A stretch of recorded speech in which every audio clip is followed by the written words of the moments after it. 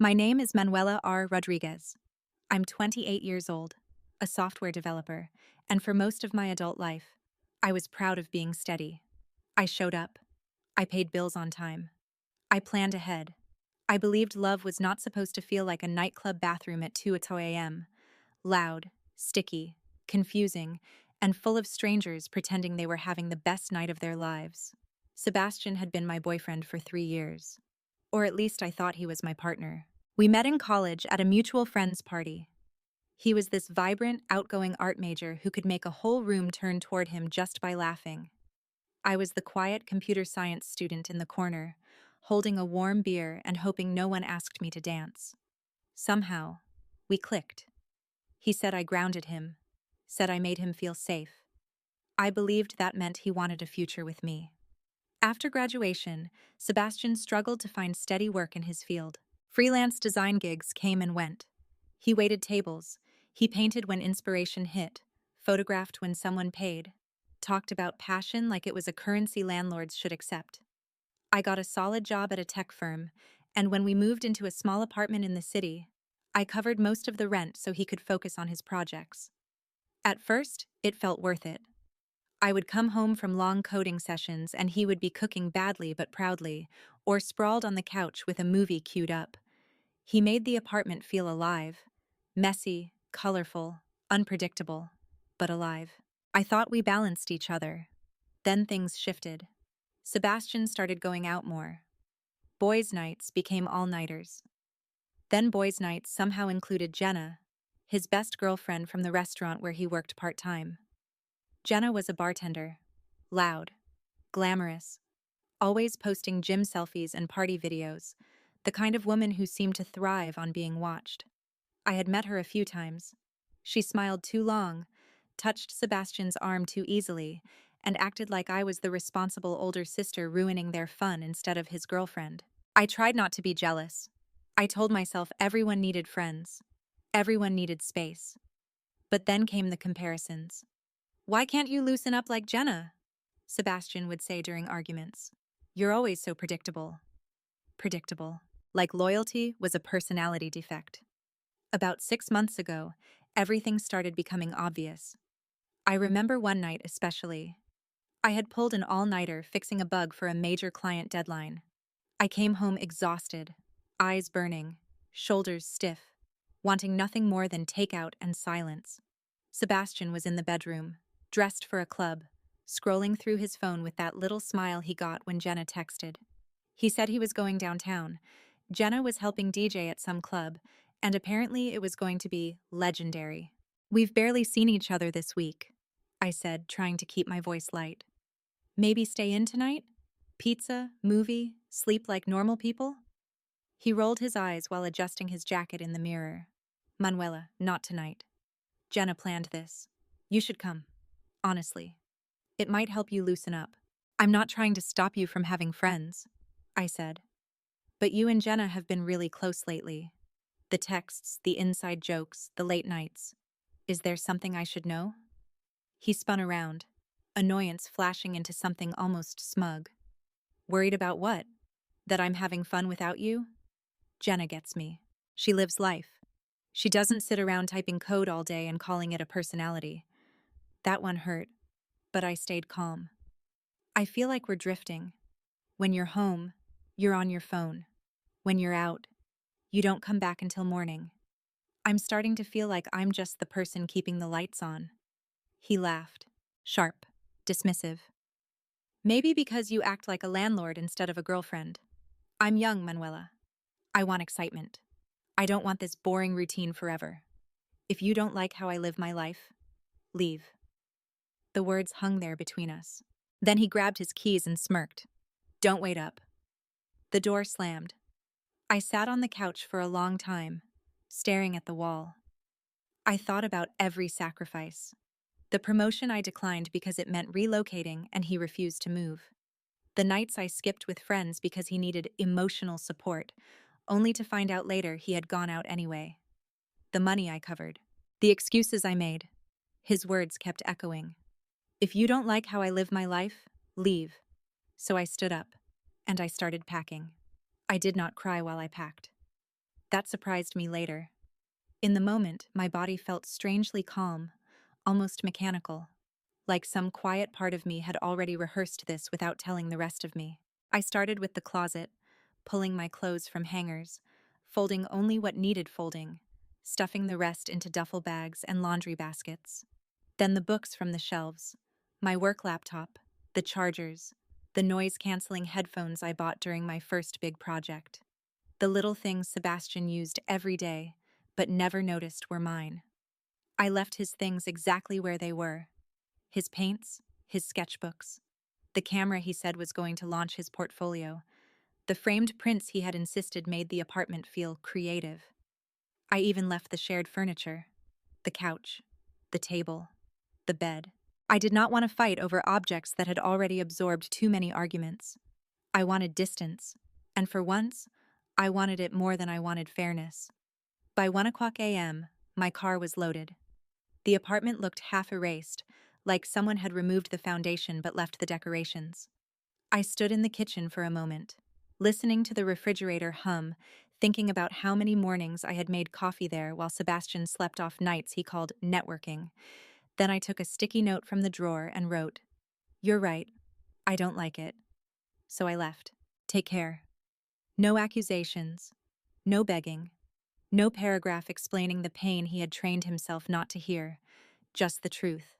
I drove to my friend Elena's place 2 hours away. She had once told me her couch was always open if I needed it. I do not think she expected me to arrive at nearly 3 in the morning with swollen eyes and a car full of my life, but she opened the door without asking a single foolish question. My phone stayed on silent. For the first time in years, pain and peace sat beside each other inside me, and peace, somehow, was louder. The next morning, my phone looked like it had caught fire. Missed calls, texts, voicemails, dozens from Sebastian. I ignored them at first, drinking Elena's coffee and staring at the steam like it might explain what came next. Confusion still came in waves. Had I overreacted? Had I done something cruel? But then his words replayed in my head. If you don't like how I live my life, leave. Around noon, I finally answered. Manuela, what the hell? Sebastian exploded. I came home at 3 in the morning and the place is half empty. Your stuff is gone. And that note? Are you serious? Yes, I said. I am. He went quiet for one beat, like he expected me to backpedal. Then anger rushed in to cover the silence. This is ridiculous. You packed up and left because I went out? Jenna and I were just dancing, having fun. Nothing happened. You're overreacting to nothing. Nothing? I said. You've been pulling away for months. Late nights, constant texts with her, making me feel like I'm holding you back. You told me to leave if I didn't like it, so I left. His voice softened, but not in a way that felt safe. Okay, fine. Maybe I've been distant, but relationships have ups and downs. You can't just bail without talking. Jenna is fun, yeah, but she's not you. You're the stable one, the one I come home to. Don't you get that? I need both. Excitement and security. There it was. The truth. Finally naked. He wanted Jenna for the rush, and me for the rent, the groceries, the clean sheets, the dependable light left on in the hallway. Monogamy is outdated anyway, he added, like he had found philosophy at the bottom of a cocktail glass. People experiment. If you're insecure about it, that's your issue. Come back and we can work it out. I'll cut back on going out. I almost laughed. Not because it was funny, but because the hypocrisy was too perfect. No, Sebastian, we're done. I deserve better than being your backup plan. Backup? His voice sharpened again. That's not fair. You're twisting everything. Jenna gets that life isn't all serious. She doesn't judge me for wanting fun. If you loved me, you'd fight for us instead of running away like a coward. The old me would have defended myself. The old me would have explained love and boundaries until my voice went raw. Instead, I said, "Goodbye, Sebastian." Then I hung up and blocked him. The days after blurred. I stayed on Elena's couch, then got a cheap motel room, then found a small sublet in a city a few hours away. I transferred within my company. No promotion, no grand reinvention, just a clean break. I started therapy. I went to the gym. I reconnected with friends who never made me feel boring for being reliable. At first, the silence felt like punishment. Then slowly, it became clarity. I was not the problem. I was finally free enough to see who was. Meanwhile, I heard pieces of what happened through mutual friends, though I did not ask for updates. That part matters. I was not checking Sebastian's socials at midnight. I was not asking people to spy. I was trying, very deliberately, to build a life where his chaos was not the weather anymore. But people talk, especially when the person who claimed he wanted freedom starts falling apart in public. At first, Sebastian spun the story exactly how I expected. I was the controlling girlfriend, the boring one, the woman who abandoned him because he went dancing. He told people I had always been jealous of Jenna, always insecure, always trying to make him smaller. For about a week, some people believed him. Sebastian was charming when he needed to be. He knew how to tilt his head and make selfishness sound like wounded honesty.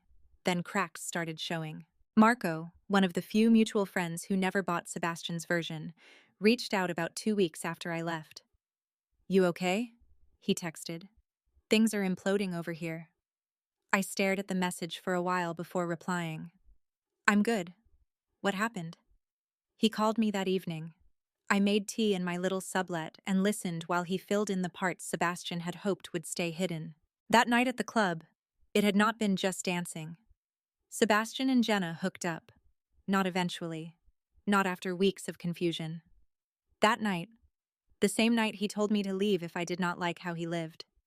Then he paraded it around like some victory. Cryptic stories. New beginnings. Embracing freedom. Pictures from bars with Jenna's arm around his neck, his smile wide and empty. He moved in with her impulsively, telling everyone they were finally living honestly. But Jenna was not the fantasy he had built in his head. She was a party, not a partner. Loud, beautiful, thrilling in small doses, and completely uninterested in carrying the weight of anyone else's life. Her apartment downtown was run down, always crowded, always smelling like spilled drinks and old takeout. Sebastian quit his waitering job because he said Jenna had connections in the art scene. Those connections turned out to be friends who liked free graphic design and never paid on time. Reality hit fast. Jenna used him for rides, cash, favors, and emotional backup when other men disappointed her. Then she disappeared for days, came back charming, and convinced him he was too needy for asking where she had been. When he asked for commitment, she laughed. When he mentioned building something real, she called him dramatic. The same words he had thrown at me started coming back to him from a prettier mouth. One night, it escalated. Sebastian questioned a late-night text from one of Jenna's exes, and Jenna trashed the apartment in a rage, broke a lamp, threw his sketchbook across the room. He told people it was just a rough patch. I recognized that phrase immediately. It was the kind of sentence people use when they are still trying to make humiliation sound romantic. Without steady work, bills piled up. Friends started distancing themselves as the truth leaked out. Sebastian had been emotionally cheating for months, bad-mouthing me behind my back so his betrayal would feel justified. "Manuela is too safe," he used to say. "I need passion." But now that passion had no rent money, no stability, no patience, and no reason to protect him. His posts shifted from triumphant to vague. Life teaches hard lessons. Not everyone who shines is real. Sometimes home is a person you pushed away. The comments dried up. People saw through it faster than he expected. I heard about his rock bottom a month later. Jenna kicked him out during a fight, calling him clingy and useless. She moved on to someone else within days. Sebastian crashed at his cousin's place, then with his mother, then on a friend's couch. Broke, embarrassed, and suddenly nostalgic for the boring routine he had mocked. I was not doing perfectly either. People like to imagine leaving is instant freedom, but sometimes freedom is a bare studio apartment and a panic attack over grocery prices. I would wake up in my new place, white walls empty around me, and feel the weight of what I had lost. Not Sebastian exactly. The future I thought we were building. The version of him I kept defending long after he stopped deserving it. Therapy helped. My therapist said, You were loyal. He was entitled. Those are not the same thing. Slowly, the fog cleared. I nailed a difficult project at work and earned a raise. I joined a hiking group. I made new friends who did not treat reliability like a defect. I started sleeping through the night. Then Sebastian started texting from unknown numbers. Can we talk? I miss our talks. Jenna was a mistake. I know I messed up. Please, Manuela. I ignored every message. No response was my response. Sebastian's attempts to crawl back started quietly, then became desperate. At first, it was only late-night texts from numbers I did not recognize. Manuela, can we talk? I know I messed up. Jenna was nothing compared to you. I miss how safe you made everything feel. That last one made me put the phone face down on the counter and laugh once, not because it was funny, but because he still did not understand the difference between love and shelter. Then came the voicemails. I would be cooking dinner in my tiny kitchen, the one with peeling paint near the window and a stove that clicked 3 times before lighting, and my phone would buzz. I let every call go unanswered. One night, curiosity won, and I played one message. Manuela, please pick up. Things with Jenna. They weren't what I thought. She used me, okay? She made me feel crazy. I see now what we had. You were always there. Call me back. No apology, no accountability. Just a man standing in the wreckage of the life he chose, looking around for the woman who used to clean up after him. A week later, Lisa, one of Sebastian's old party friends, texted me. He's hurting bad. Be mature and hear him out. You were basically family. I replied with one sentence. Not my problem. Then I blocked her too. His mother, Karen, called from an unknown number after that. I answered because I thought it was work. Manuela, this is Karen, she said, already sounding offended. You need to talk to Sebastian. He's devastated. How could you just vanish like that after everything he's been through? Everything he had been through. I kept my voice even. He told me to leave if I didn't like his life. I didn't, so I left. That's childish, Karen snapped. Relationships take work. Sebastian made a mistake. Jenna is obviously a mess, but you're stable. You can help him get back on his feet. There it was again. Stable. Said like useful. Before I could respond, Sebastian took the phone. Manuela, Mom's right. I was stupid, okay? Jenna was exciting, but she ruined me. I lost my job. I lost friends. I lost everything. But I know now you were the real one. Please, let's start over. You told me monogamy was outdated, I said calmly. You told me I was holding you back. Enjoy your freedom. His voice changed instantly. Freedom? Look where it got me, alone, while you're off acting like the victim. You're selfish, Manuela. I gave you 3 years. You took 3 years, I said. Goodbye. I hung up. The final attempt before silence came through Marco. Sebastian showed up at his place late one night, pounding on the door, demanding to know where I lived. Marco did not tell him. Later, he texted me. He kept saying everything fell apart because of you. I read that message twice, then deleted it. That was when I truly understood Sebastian had not lost me once. He had lost me every time he chose the story where I was responsible for his choices. 6 months passed. I built a real life. Not a perfect one, but mine. I got promoted after leading a project that everyone thought would collapse. I moved into a better apartment with sunlight in the mornings and a balcony just wide enough for 2 chairs. I kept hiking on weekends. I cooked for myself. I slept deeply.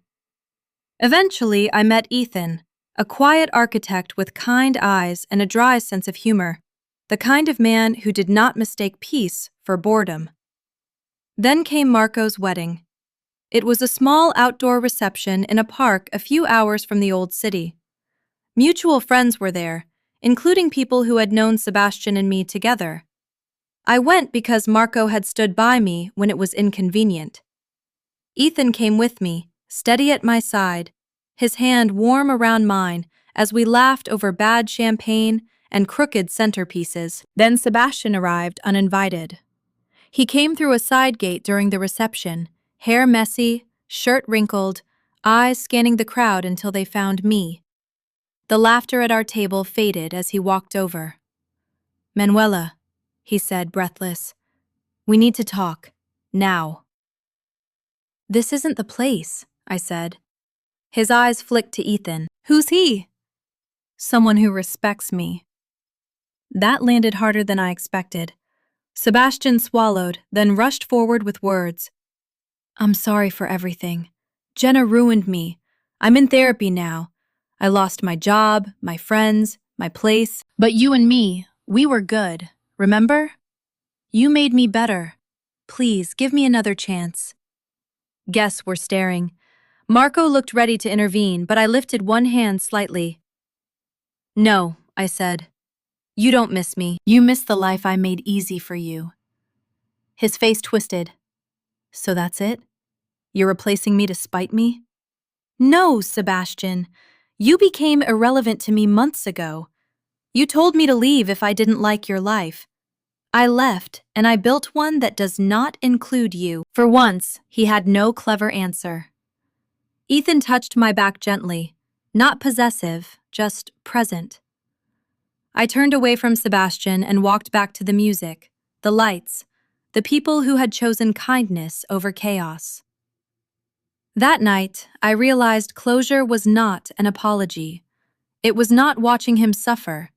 It was looking at the person who once made you feel replaceable and feeling nothing but distance. Sebastian became a ghost from a past life, and I kept walking.